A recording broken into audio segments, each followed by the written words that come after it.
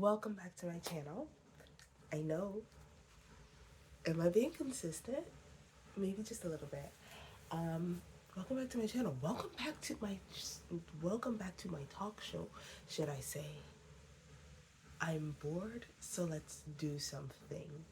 Do something while you're listening to this, okay? Don't be a procrastinator like me. I'm a recovering procrastinator that kinda did I lay in bed today? Yeah. But in distress. It's already the new year and I already feel like I'm in a little bit of distress because my car, ah, why don't we live in walkable cities? Pray for me, honestly. Um, but you know what? I have my budget, I have my goals. I'm going to make those goals, and the car is gonna have to car. It's in the shop right now, and let's see if this warranty covers it. Pray, cross your fingers. Thank you. Um, so, how's my studio audience going? You're doing well. Yes, I look a little puffy because I took a nap. Like, there's a part of me that wants to cry and be like, oh my gosh, my car. And then there's another part of me that's just like, ooh, okay, it's gonna work out. It's gonna work out because it has to work out. Plus, I have a plan. So, I also have to realize that I'm not running off of nothing. I do have a little bit of money that I can put towards my car. Yay.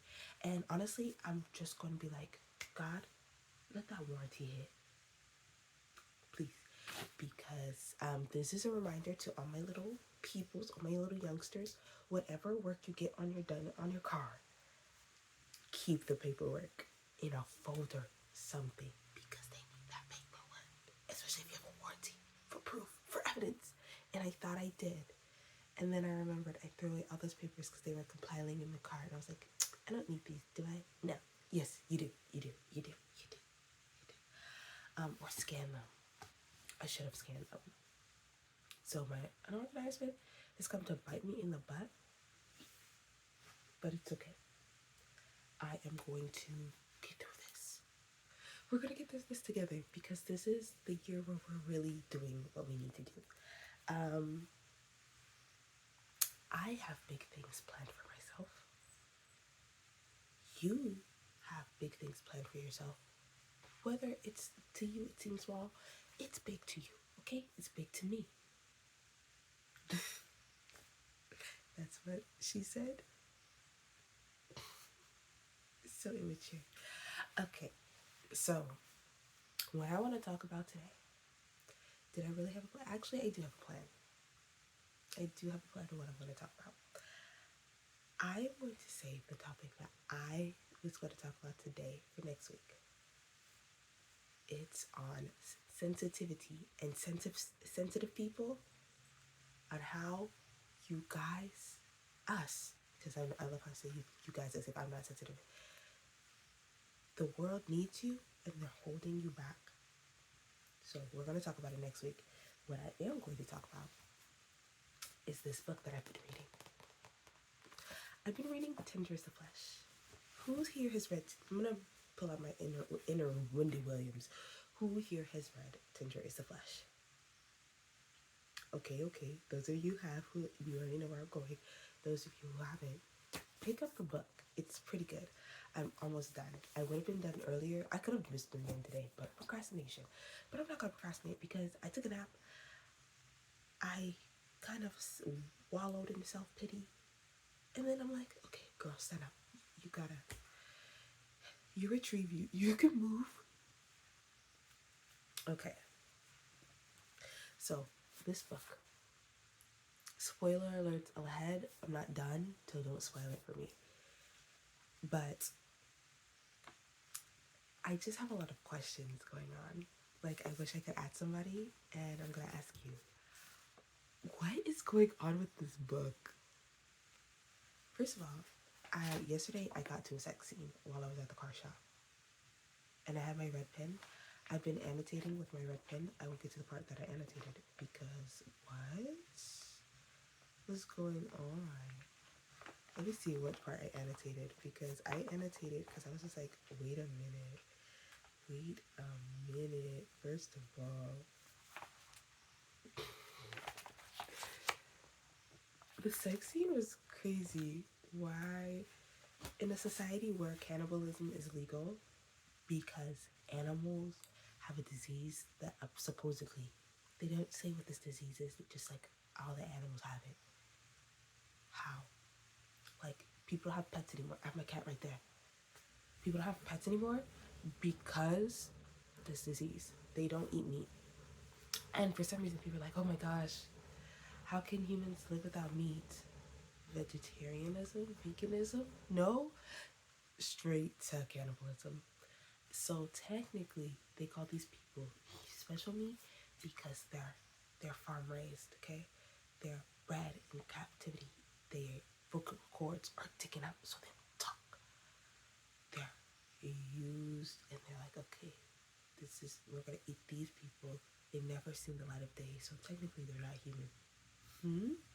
There was a part in this book which was just very telling, where there's like, oh, a family, and so they call these the people head and stuff like that, or special meat. So they're like, oh, how much does a head cost? Da-da-da. Refer to a whole human. So why in the book? I'm not going to go in chronological order if you think that's what this is. This is not that. I'm just talking about like things that really jumped out to me in this book. There's a part in this book which I did not mark up because I didn't have my pen, so I need to mark that up. There was a part in this book where the main character, was talking about how there was a family that had head, and me being immature, and they were like enslaving them, because in my mind I'm like, okay, if people can raise their own head, like they can do it like cattle. Like, think of these humans as cows, but they're humans nonetheless. And what happens when humans are in captivity? Not only are these people cannibalized, but what else could happen? Slavery. So, the one thing, like, oh, one family was caught having slaves, and they're like, slavery is barbaric. Slavery is barbaric, by eating somebody isn't. Get it together. Get it together. Slavery is barbaric. And so, you know what the punishment was? That family got turned into meat. I mean, good for them because slavery is bad, but also bad because why are we allowing cannibalism? Also, during the sex scene, the lady, she was slicing up an arm beforehand. She was just slicing up an arm. Do you know that? So in the same room that she's slicing up the meat, the arm, they're going at it. That's not FDA approved, and I wrote that in my book. That's not FDA approved. Right in front of my meat, right in front of my salad. Leave a salad emoji if you know where that reference is from. But right in front of my salad, right in front of my meat, the same place, because she lives in her little butcher shop. Spaniel's her name. And then why does he have, like, he doesn't like his sister? He goes to his sister's house and stuff, and she's just like, yeah, you know, I think I might want to raise my own maid. And she has these weird twins. Also, why he's looking at the wall and he sees a cockroach. I'm like, and then I wrote, of course. Because of course, in a world where cannibalism is illegal and they killed all the animals, a cockroach would be there. That pissed me off when he said, oh yeah, I saw a cockroach scurry behind the painting. Really? Cockroaches? Y'all live, eat the roaches. If we're gonna eat people, eat the roaches. I'll eat a roach before I eat a person. Like, that's how you get mad cow disease. Do you know that's how mad cow disease happens? Cannibalism of another animal. If you eat your species, your brain gets effed up, is what I'll say.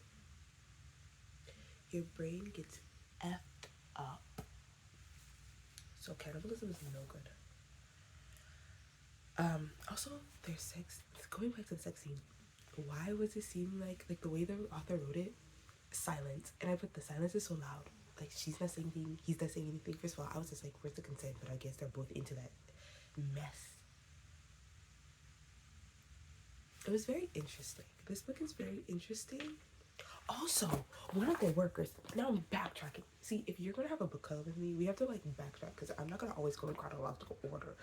Why? In one of the things where he's showing somebody around the factory, they're like, oh, to celebrate our worker having their first kid, we're gonna have kid, which is like the tenderest of meat, which is a child. They didn't even get the chance. But this book is so good, and I'm gonna finish talking about it once I'm done. But I feel like that is all I have for you today. Thank you for coming to my talk show, Book Club Edition. Tender is the Flesh. Oh my gosh, such a good book. Should I discuss books on here? I do have book goals, so I will. But thank you for coming to my channel. Thank you for watching. Pray for my car or send me a new one.